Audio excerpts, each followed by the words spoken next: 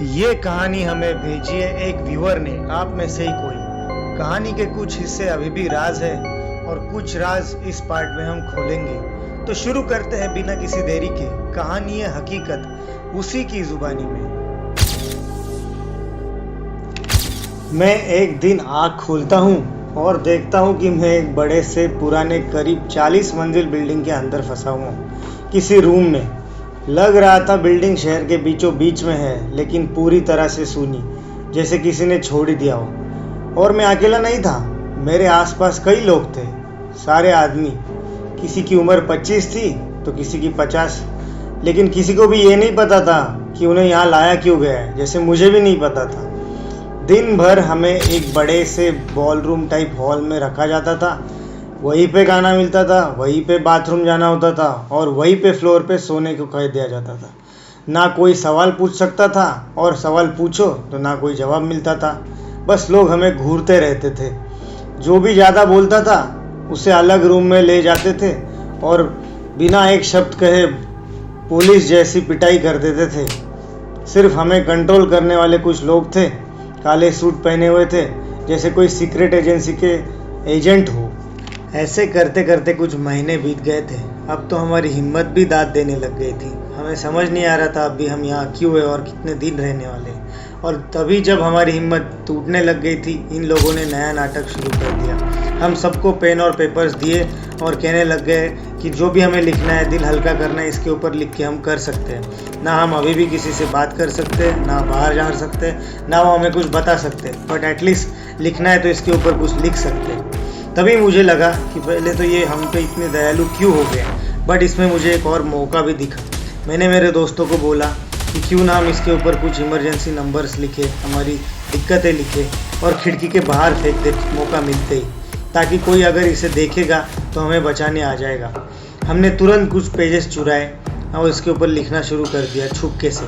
हमने हमारे नाम, हमारे इमरजेंसी नंबर्स, हम कहाँ फंसे हुए, कितने दिनों से फंसे हुए, सब लिख दिया, सोच के कि अगर ये कभी हम फेंक पाएंगे तो कोई हमें बचाने आ जाएगा। ऐसे ही कुछ दिन चले गए। बीच बीच में वो लोग किसी के पेजेस कलेक्ट भी कर लेते थे। ऐसा लग रहा था हमारे ऊपर कोई एक्सपेरिमेंट ही रन कर रहे थे। बट 7-8 दिनों बाद एक मौका मिला।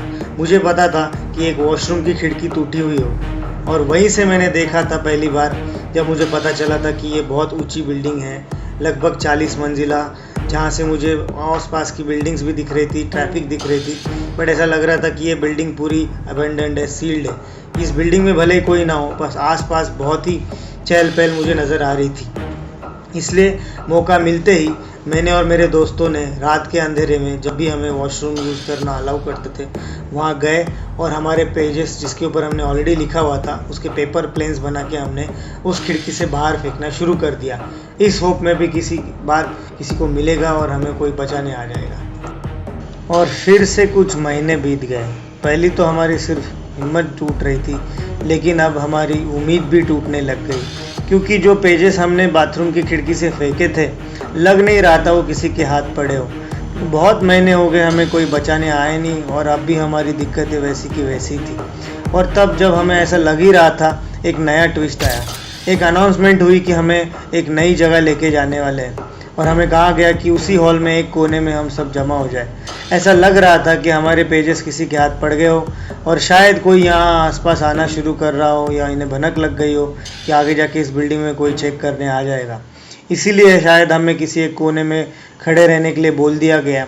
हमारे कपड़े भी कुछ रेगुलर यूजुअल अच्छे कपड़े देने शुरू कर दिए, ताकि शायद कोई हमें बाहर से देखे तो उन्हें लगे कि कोई आम जनता ही है, कोई कैदी है, ऐसा कुछ है नहीं जो इतने दिनों से यहाँ फंसे हुए थे। मुझे इसी में एक नया मौका दिखा। मैंने सोचा कि अगर सिर्फ अगर मुझे किसी कोने में नीचे अगर लेके जाते टाइम कुछ मौका मिला तो मैं यूं भाग जाऊंगा और इस बिल्डिंग के कंपाउंड वॉल को लांघ के कहीं और चले जाऊंगा। मुझे लगा कि यही एक मौका है। मे भी कोई नई जगह लेके जाएंगे तो वहाँ हम कुछ नहीं कर पाएंगे, वहाँ ऐसे ही फंसे रहेंगे, वहाँ शायद हमें कोई खिड़की खुली भी ना मिले जहाँ से हम कुछ फेंक पाए। तो मैंने यही सोचा और पूरी हिम्मत इकट्ठा करके उस राइट मौके के लिए मैंने रुकना शुरू कर दिया।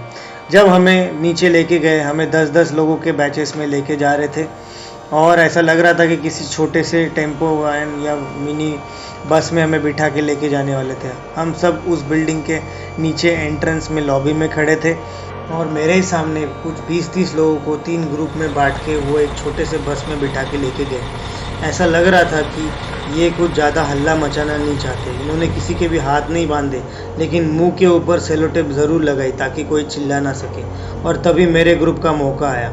हमें 10 लोगों को इकट्ठा किया गया, हमारे भी मुंह पे सेलो टेप लगाई गई और हमें एक लाइन में खड़े रहने के लिए कहा गया, एक के पीछे एक, और बोला गया एक एक करके एंट्रेंस गेट पार करना है और जो ट्रक या बस सामने है उसके अंदर जाके बैठना है बिना कुछ आवाज़ करे। अगर कोई कुछ करेगा तो फिर गार्ड गोली चला देगा। और सच में उनके पास कुछ बंदूकें भी थी। बट मैंने ठान के रखा था, जिस मोमेंट में एंट्रेंस गेट के बाहर जाऊंगा मैं वहां से भागना शुरू कर दूंगा और जी जान की कोशिश करके दीवार लांघ जाऊंगा। मुझे पता था कि ऐसे भीड़ भाड़ की जगह पे गार्ड कोई गोली नहीं चलाएंगे, भले वो कह रहे डरा रहे, लेकिन वो चलाएंगे नहीं, क्योंकि अगर वो गोली चलाएंगे तो आवाज़ बड़ी दूर से सुनाई देगी और आसपास के लोग देखना शुरू कर देंगे, लोग आना भी शुरू कर देंगे। इसलिए जिस मोमेंट में एंट्रेंस गेट के बाहर गया, मैं लेफ़्ट तरफ, जिस तरफ से सबसे ज़्यादा लोगों की भीड़ की आवाज़ आ रही थी, उस तरफ भागना शुरू कर गया। मैं इतनी ज़ोर से भागा कि कोई मेरे पीछे चिल्ला भी रहा हो तो मैंने कुछ ध्यान नहीं दिया। और मैंने उस मोमेंट ठान के रखा था कि अगर कोई गोली भी चला देगा तो चलेगा, मैं मरने के लिए तैयार हूँ, लेकिन ऐसे ही अंदर घुट घुट के जीने के लिए तैयार नहीं हूँ। मेरे पूरी ज़िंदगी की जितनी भी हिम्मत हो, मैं पूरी जी जान कोशिश करके लेफ़्ट साइड की दीवार को लांघ के फाइनली जंप करके बाहर रोड पे जंप मार गया। मेरे पीछे और कुछ लोग आते हुए मुझे दिख रहे थे। ऐसा लगा कि मेरी हिम्मत देख के मेरे ग्रुप के या कुछ और लोग मेरे पीछे भागना शुरू कर गए थे, क्योंकि कोई गोली नहीं चला रहा था। उन्हें भी लगा था कि यही एक मौका है, अभी भागेंगे तो बचेंगे, नहीं तो यहीं घुट घुट के मर जाएंगे। पता नहीं उनके ऊपर कोई गोली चली या नहीं। मैंने तो उस भीड़ के दौरान और दौड़ के दौरान कुछ ध्यान नहीं दिया। जैसे मैंने छलांग लगाई, मैं रास्ते पे गिर गया और मैंने देखा कि वाकई वहाँ एक बहुत बड़ी रोड थी, बहुत बड़ा मार्केट था। जैसे मैं वहाँ गया, मैंने इमीडिएटली एक कोने में जाके मेरा शर्ट फेंक दिया ताकि उन्हें ना पता चले कि मैं कौन हूँ। वो लोग, मुझे पता था मेरा पीछा करते हुए आ ही जाएंगे। और मैं यहाँ एक छोटे से शॉप के कोने में जाके कुछ फल हाथ में लेके भीड़ का हिस्सा बनने के लिए कोशिश करने लग गया। और तभी जब मैं ये कर ही रहा था, मैंने देखा कि बहुत सारे वही ब्लैक एंड वाइट सूट वाले गार्ड्स दीवार के दूसरे गेट से बाहर आने लग गए थे और मेरे जैसे ही कुछ लोग जो दीवार लांघ के आए थे उनको पकड़ के लेके जाने लग गए थे। कुछ लोगों ने, भीड़ के नॉर्मल लोगों ने उनको रोका था, उन्हें पूछा कि ये इन्हें क्यों लेके जा रहे हो, क्यों इनको पकड़ रहे हो। तो तब वो गार्ड के पास कुछ डुप्लीकेट डॉक्यूमेंट्स भी थे। कह रहे थे कि ये कुछ क्रिमिनल लोग हैं जिनको कोर्ट ने ऑर्डर दिया है किसी करेक्शनल फैसिलिटी में डालने के लिए, और ये लोग भाग रहे थे, इसलिए उनके पास कोर्ट का ऑर्डर है कि हम इन्हें पकड़ के फिर से जेल में डाल सकते हैं। पूरा फेक डॉक्यूमेंट उनके पास ऑलरेडी रेडी था। शायद उन्होंने सोच के रखा था अगर कोई भागेगा तो कैसे उसको वापस लाया जाए। और तब मुझे लगने लग गया कि अब मेरी बारी है, अब शायद वो मुझे भी पहचान जाएंगे और मुझे भी पकड़ लेंगे। इसलिए मैं एक कोने में बैठा रहा और मुझे वहाँ एक छोटा सा शॉप भी दिखा। मुझे लगा अगर मैं शॉप के अंदर जाऊँगा और भीड़ का हिस्सा हो जाऊँगा तो शायद ये इतने भीड़ भाड़ के शॉप में आके मुझे शायद ना पकड़े।